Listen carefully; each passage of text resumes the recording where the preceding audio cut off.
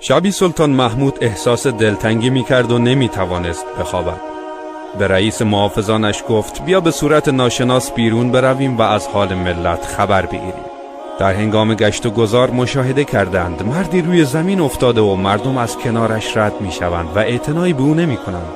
وقتی نزدیکتر شدند مشاهده کردند مرد افتاده فوت کرده و مدتی نیز از مرگ او میگذرد. از مردمی که بی اعتنا از کنار جسد رد می شدند پرسیدند چرا توجهی به این فرد نمی کنید؟ پاسخ دادند او فردی فاسد، دایم الخمر و زناکار بود. سلطان محمود به کمک همراهش جنازه را به خانه مرد برد و تحویل همسرش داد. همسرش با دیدن جنازه گریه و شیون بسیار کرد و گفت خدا رحمتت کند ای ولی خدا، تو از صالحین و نیکوکاران بودی. من شهادت می دهم که تو ولی الله و از صالحین هستی.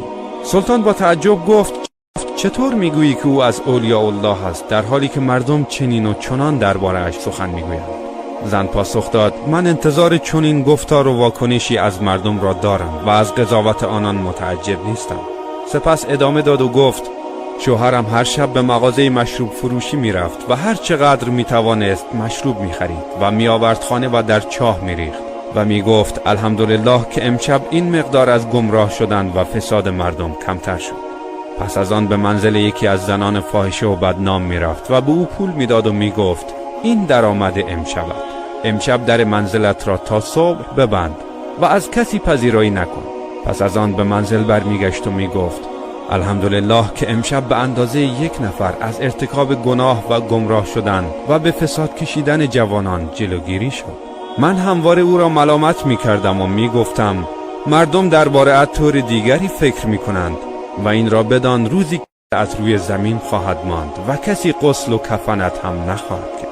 اما او می گفت قصه نخور، برای نماز میت و کفن و دفن من سلطان و اولیا و علمای اسلام حاضر خواهند شد.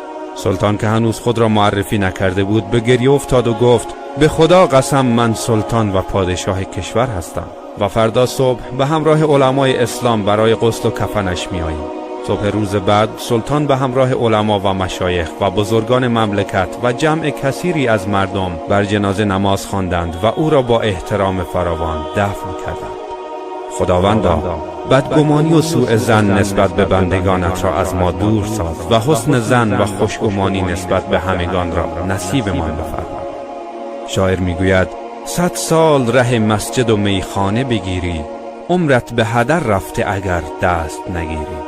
بشنو از پیر خرابات تو این پند، هر دست که دادی به همان دست بگیری. اگر از این ویدیو خوشتون اومد اون رو لایک کنید و با دوستانتون هم به اشتراک بگذارید. التماس دعا.